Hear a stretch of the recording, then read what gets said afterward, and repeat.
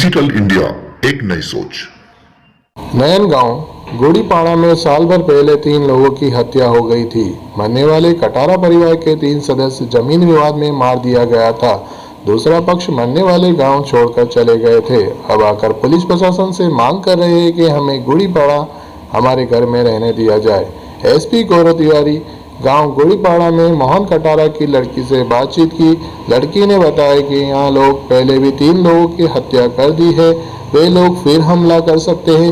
दूसरा पक्ष गांव राउटी हायर सेकेंडरी स्कूल में ठहरे हुए हैं। एसपी गौरव तिवारी द्वारा दूसरे पक्ष को समझाया कि हम आप लोगों की व्यवस्था करवाएंगे। अभी बोलते कि 10,000 रुपये इकट्ठा करके कर लेंगे। नहीं साहब, पता ही नहीं क्यों जाने नहीं जाए गाँव में। गाँव वाले क्यों विरोध करते हैं? हम नहीं विरोध करिए साहब, नहीं करी रहे, हम कहीं नहीं कही। पिछले दिनों ग्राम गुंदीपाड़ा में एक ट्रिपल मर्डर की घटना हुई थी, जहां 2 परिवारों के बीच विवाद हुआ था। एक तरफ से बाबर परिवार के लोग थे जो आरोपी बने थे, और दूसरे से कटारा परिवार था जो कि बड़ी पक्ष था, जिसे पुलिस ने मामला पंजीबद्ध किया था और 14 लोग को नामजद आरोपी बनाया था, जिन्हें गिरफ्तार किया जा चुका है। लेकिन उस वक्त घटना के बाद बाबर परिवार के लोग गाँव छोड़ के बाहर चले गए थे कमाने खाने के लिए। अब वो वापस आए हैं तो उनका कहना है कि हमको गाँव वाले आने नहीं दे रहे हैं। उसी तारतम्य में मैं आज गांव गया था गुंदीपाड़ा, वहाँ कटारा परिवार के लोग हैं, उनसे बात किया। फिर यहाँ जो बाबर परिवार के लोग हैं उनसे बात किया। इनके बीच में आपसी रंजिश चल रही है लगातार। कटारा परिवार के लोगों का कहना है कि साहब ये बाबर परिवार के लोग आके हमको यहाँ पर धमकाते हैं, चिढ़ाते हैं, और हमें ऐसी शंका है भविष्य में हमारे साथ कोई अनहोनी घटना घटित हो सकती है। और यहाँ जब इन लोगों से मिला तो इनका कहना है कि साहब हम वहाँ रहना चाहते हैं, हमें गलती हुई, इसका हमें प्रायश्चित है। लेकिन जो पूरी तथ्य समझ में आया हम लोगों को, इसमें बुज़ुर्ग लोग जो हैं वो भले ही आपस में मिलजुल कर रहना चाह रहे हो, लेकिन नई उम्र के लोग जो हैं उनकी शिकायतें मिल रही हैं कि वो लोग जाकर गांव में कुछ भी कमेंट करके आ जा रहे हैं, लोगों को चिढ़ा रहे हैं या जो भी खबर भिजवा रहे हैं। इस पर वॉच करने की ज़रूरत है। भविष्य हम लोग दोनों ही समाज के लोगों को बैठाकर फिर से एक बार समझौते का प्रयास करेंगे, इनकी आपसी राजीनामे से दोनों गाँव में रहें, और जिन लोगों ने अपराध किया है उनको कड़ी से कड़ी सज़ा हो। इसको हम लोगों ने चिन्हित प्रकरण में रखा है, हम इसको लगातार फॉलो भी कर रहे हैं, और हम लोग इसमें जल्द ही उनको सज़ा भी कराएंगे ताकि जो आरोपी हैं उन्हें कड़ी सज़ा मिले। But at the same time हम लोग इसमें चाहेंगे कि जो समाज के बुद्धिजीवी लोग हैं, विभिन्न समाज के मीडिया के बंधु भी, जनप्रतिनिधियों से ही बात करेंगे हम लोग कि इनके बीच जो मनमुटाव है वो ख़त्म हो और आपस में लोग वापस से गाँव में रहना शुरू करें। इस ओर हम लोग प्रयास करेंगे। सर, एक प्रयास पहले भी राजस्व विभाग और पुलिस द्वारा किया गया था, लेकिन उसमें केवल नयन गुंदीपाड़ा के लोगों को आमंत्रित कर उनकी समस्याओं को अवगत करा के इनको प्रवेश के लिए कहा गया था। क्या पुलिस एक बार प्रयास करे कि दोनों परिवार एक साथ बैठ के उस पर चर्चा करें, ऐसा कोई माहौल बनाया जाए जिससे बीच में मीडिया भी रहे और पुलिस भी रहे और राजस्व विभाग की, ताकि इनको गृह प्रवेश वापस हो सके? ये हम लोग प्रयास करेंगे इसमें, लेकिन मैं कह रहा हूँ ना, जैसे इसमें सबको प्रयास करना होगा, समाज के जो बुद्धिजीवी लोग हैं उनको भी आगे आना होगा, और खासतौर से लोकल जो जनप्रतिनिधि लोग हैं उनको भी हम लोग इन्वॉल्व करेंगे, क्योंकि पुलिस और प्रशासन के सामने बहुत सारी बातें ये लोग नहीं कर पाते हैं। जैसे अभी मैंने बातचीत किया तो इनका कुछ अपना आदिवासी समाज में कुछ जो भी इनकी सज़ा का तरीका रहता है उस तरह की बातें भी लोग कर रहे हैं। तो जाहिर सी बात है कि इन सब चीज़ों को लीगल साइंटिटी तो नहीं है, लेकिन समाज के तौर पर जो भी लोग बैठ के आपस में बात करें, बड़े बुजुर्ग लोग, जनप्रतिनिधि लोग, तो मुझे लगता है जरूर इसका समाधान निकल आएगा। इसमें हम लोग समाज के विभिन्न लोगों को इन्वॉल्व करेंगे ताकि इनकी सामाजिक स्तर पर इनका समझौता हो, खासतौर से ऐसे लोगों के साथ जिन्होंने अपराध नहीं किया है। उन्हें, जैसे बहुत सारे बच्चे भी हैं जिनका कोई दोष नहीं, लेकिन फिर भी वो चूँकि इनके बीच में 2 समाज के बीच में मनमुटाव है तो उसको लेके वो भी प्रताड़ित हो रहे हैं। तो जल्दी हम लोग प्रयास करेंगे। एसपी साहब आए थे तो बोल के गए हैं वो कि तुम्हारी व्यवस्था हम करेंगे, ऐसे बोल के गए साहब। और कुछ बता रहे थे, तुमको डांट वगैरह भी लगाई कुछ? हाँ, डांट लगा सर। क्या हूँ? उन्होंने बोला तुम वहाँ गए थे तो हम तो गए ही नहीं सर। तो बता कैसे कि हम गए थे वहाँ पे? क्यों?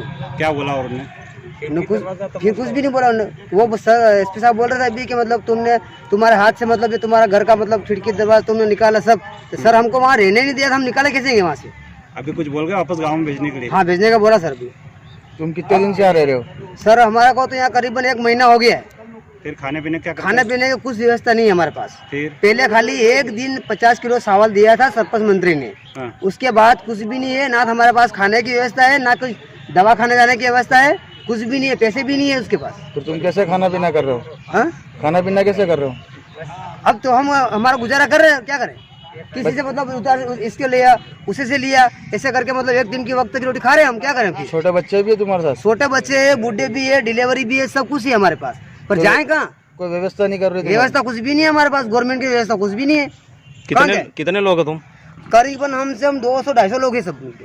300 अभी 250 मौजूद है। डिजिटल इंडिया, एक नई सोच। कोरोना महामारी से लड़ने में रतलाम का मेडिकल कॉलेज भी महत्वपूर्ण भूमिका निभा रहा है। वर्ष 2021 में पहली बार बड़ी संख्या में कोरोना से ठीक होने वाले लोगों को आज डिस्चार्ज किया गया। विधायक चेतन कश्यप, कलेक्टर गोपाल चंद जी डाट, जिला पंचायत सीईओ श्रीमती सिंह, पुलिस कप्तान गौरव तिवारी ने 11 लोगों को शुभकामनाओं के साथ विदा किया।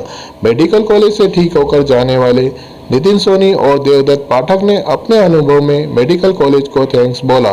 विधायक चेतन कश्यप ने मेडिकल कॉलेज की व्यवस्था पर प्रकाश डालते हुए बताया कि कॉलेज के कार्यों में अब और सुधार आएगा। आज 11 पेशेंट कोरोना से जंग जीत करके अपने घर गए हैं और यह जो दूसरे चरण की महामारी है, इसमें रतलाम के अंदर काफ़ी समस्या एकदम आई है और फिर भी हमारे रतलाम के वासियों में जन जागरूकता बढ़ना शुरू हुई है और हमें उम्मीद है कि हम इस जंग को फिर से जीतेंगे और रतलाम को एक स्वस्थ रतलाम बनाएंगे। आज जो 11 लोग यहाँ से निकले हैं वे सब स्वस्थ हैं और हम उम्मीद करते हैं कि ये एक संदेश देंगे कि जनता के अंदर एक जागरूकता बने कि किस तरीके से हम इस महामारी से बचें। व्यवस्थाओं को लेकर क्या कुछ चर्चा हुई है सर? क्योंकि काफ़ी मैं यहाँ आया था, कलेक्टर साहब भी थे, यहाँ के हॉस्पिटल सुप्रिटेंडेंट चेतन गुप्ता जी भी है, उनसे भी चर्चा हुई है। काफ़ी पिछले 3-4 दिनों में सुधार हुआ है, परंतु संख्या अचानक से इतनी बढ़ रही है कि जो परसों कमिश्नर साहब भी आए थे भोपाल से, सारी व्यवस्था इनको हो चुकी। 1-2 दिन के अंदर अतिरिक्त जो मैन पावर की ज़रूरत है वो भी अगले 2 दिनों के अंदर यहाँ पर उपलब्ध हो जाएगा और इस बीच में भी जो उपलब्ध साधन है उनके माध्यम से श्रेष्ठ कार्य करने की ये प्रयास कर रहे हैं। और निश्चित आज भी अपने जो प्रबंध की व्यवस्था देखी है, जांच होने में देरी हो रही थी, वो भी एक नई व्यवस्था टीम बना दी है कि रोज प्रतिदिन यहाँ जो पेशेंट एडमिट है उनकी तत्काल जांच हो जाए और उनका इलाज जल्द प्रारंभ हो, यह एक व्यवस्था सुनिश्चित करने का कहा। देवीदत्त पाठक जी आपका अनुभव कैसा रहा यहाँ पे? क्या अच्छा रहा सर, सबका सहयोग और समर्पण, समय पे दवाई, इंजेक्शन और स्वयं को सावधानी रखना जरूरी है। और पूरे स्टाफ को मैं धन्यवाद देता हूँ तहे दिल से। आम लोगों को क्या मैसेज देना चाहेंगे? बहुत से लोग अब भी मास्क नहीं लगा रहे हैं, लापरवाही। मास्क लगाना बहुत अनिवार्य है और समय पर दवाई लेना और गर्म पानी से कुल्ले करना, ये बहुत अत्यंत अनिवार्य है, क्योंकि गले में खराश जो हो रही है वो गर्म पानी के अभाव में हो रही है। गर्म पानी से कुल्ले करना 3 बार अनिवार्य है और भोजन के बाद की गोलियां भी लेना अनिवार्य है। देखिए, मेरी 30 तारीख को रिपोर्ट पॉजिटिव आई थी और मैं 30 तारीख को ही हॉस्पिटलाइज्ड हो गया था। आज मुझे यहाँ से डिस्चार्ज किया जा रहा है। Superintendent Gupta sir, HOD sir, Chauhan ji के अंडर में टीम बहुत अच्छे से काम कर रही है, बहुत डेडिकेशन से काम कर रही है। सभी डॉक्टर्स, सपोर्ट स्टाफ, सभी को मैं थैंक यू कहता हूँ और मेरा पॉजिटिव बहुत फीडबैक है यहाँ से। देखिए, कुछ चीज़ें ईश्वर तय करता है, पर जो चीज़ ईश्वर तय नहीं कर सकता वो फिर हमें स्वीकार करनी चाहिए। डॉक्टर्स अपनी तरफ से पूरी मेहनत कर रहे हैं, मोर देन एफर्ट जितने वो लगा सकते हैं उतने वो लगा रहे हैं। उनको प्रति हमको थैंक यू होना चाहिए और थैंक यू। आपका नाम? नितिन सोनी। डिजिटल इंडिया, एक नई सोच। रतलाम से करीब 28 किलोमीटर दूर सातरुंडा स्थित मां कांवलकर रेसिडेंसी पर जिला प्रशासन ने भाजपा महिला मोर्चा जिला अध्यक्ष श्रीमती पद्मा जायसवाल की अवैध कॉलोनी पर आखिरकार बुलडोजर चलाकर सिद्ध कर दिया है कि अवैध काम को बख्शा नहीं जाएगा। जिला प्रशासन ने विकास अनुमति नहीं होने के बावजूद भी कॉलोनी को बसाने पर नोटिस भी जारी किया था, मगर सोमवार को SDM ग्रामीण श्री आर्य के नेतृत्व में जिला प्रशासन का अमला मौके पर पहुंचा और अवैध निर्माण को जमींदोज कर दिया। बताया यह भी जा रहा था कि कॉलोनी का गेट बिना अनुमति से बनाया गया था। कॉलोनी के संचालक का आरोप है कि प्रशासन ने निर्धारित समयावधि के पूर्व कार्रवाई की, जो गलत है।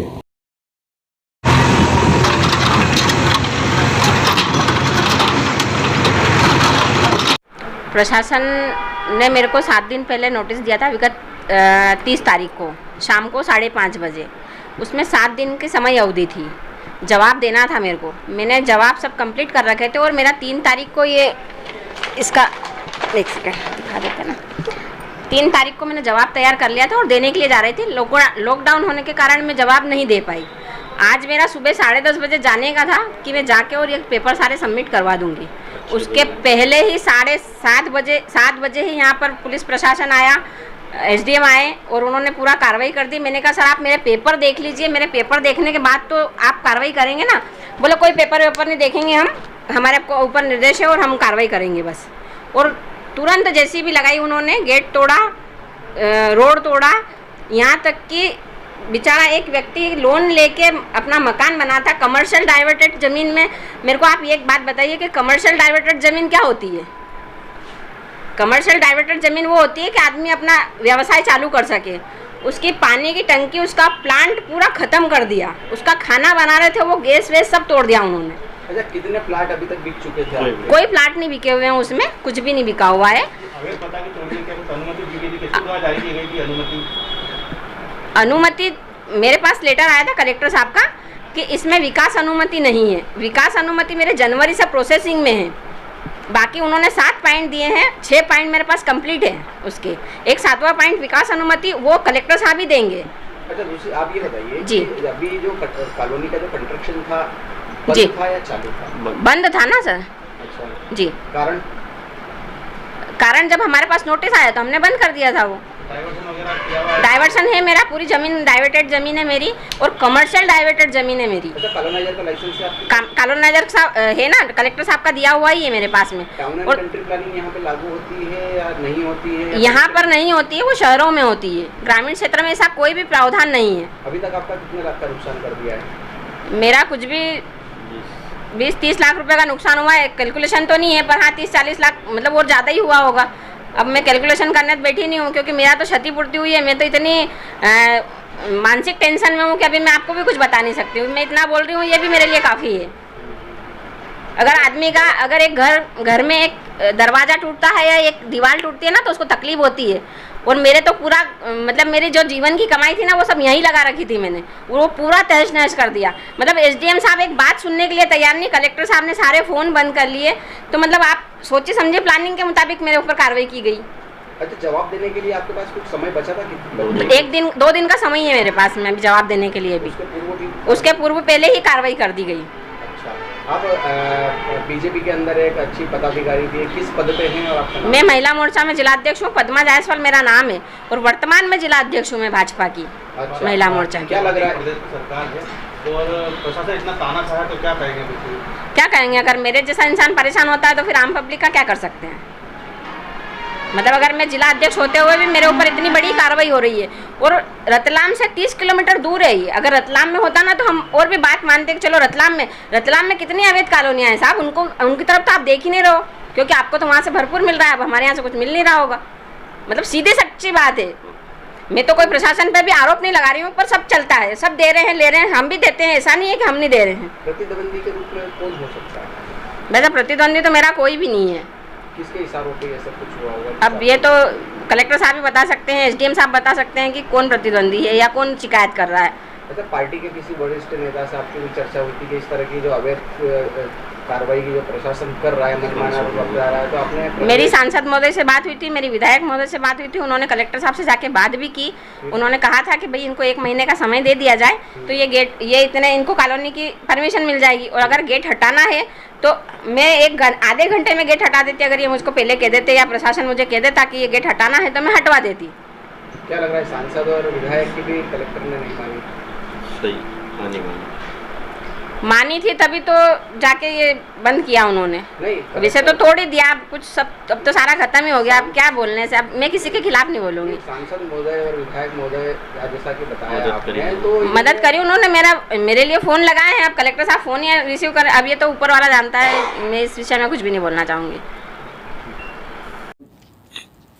पंचायत का एक गांव है सातरुंडा, और सातरुंडा चौराहे पर